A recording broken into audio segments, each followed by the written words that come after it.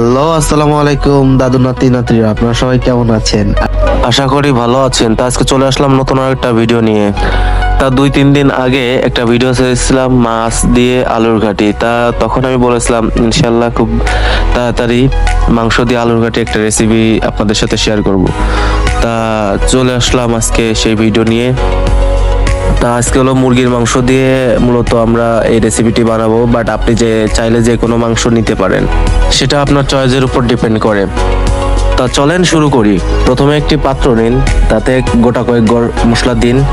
এরপর এক এক করে রসুন বাটা, পেঁয়াজ বাটা, মরিচ বাটা ও কুচি করে রাখা কয়েকটি টমেটো দিন। এরপরে এতে পরিমাণ মতো লবণ দিন। তারপরে সামান্য পরিমাণ মতো হলুদ, মরিচের গুঁড়া, ধনিয়ার গুঁড়া এক এক করে সব পরিমাণ মতো দিয়ে দিন। এরপর পরিমাণ মতো তেল দিয়ে সুন্দর করে মশলাটিকে কিছুক্ষণ মাখুন। মশলাটিকে কিছুক্ষণ মাখার পর মাংসটা দিয়ে আরো সুন্দর করে মেখে কিছুটা সময় রেখে দিন। এরপর মাখানো মাংসটাকে কিছুটা পানি দিয়ে চুলায় ঢেলে দিন। ওদিকে মাংস হতে থাকুক, এদিকে আমরা আলুটা তৈরি করে নিই। প্রথমে আলুটা সিদ্ধ করে এরপর হাত দিয়ে সুন্দর করে ম্যাশ করে কিছুটা পানি দিয়ে সুন্দর করে মিক্সিং করে নিব।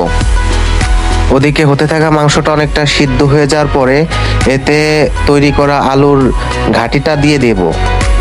ঘাটি দিয়ে কিছুক্ষণ নাড়াচাড়া করে নিব। এরপর বাগার দেওয়ার জন্য একটি ফ্রাই প্যান নিয়ে নিন। এতে সামান্য সরিষার তেল দিয়ে তাতে গোটা কয়েক শুকনা মরিচ দিয়ে দিন। এরপর কয়েকটা তেজপাতা দিয়ে দিন।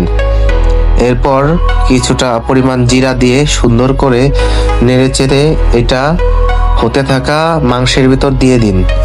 এখন সুন্দর করে কিছুটা নাড়াচাড়া করুন। কিছুক্ষণ নাড়াচাড়া করার পর যখন মাংসের ঘনত্বটা একটু বেড়ে যাবে বা একটু ঘন ঘন হয়ে যাবে, তখন নামিয়ে গরম গরম ভাতের সাথে আঙ্গুল চেটে চেটে খান। তা আজকের জন্য এটুকু ছিল। আল্লাহ হাফেজ, সবাই ভালো থাকবেন, টাটা।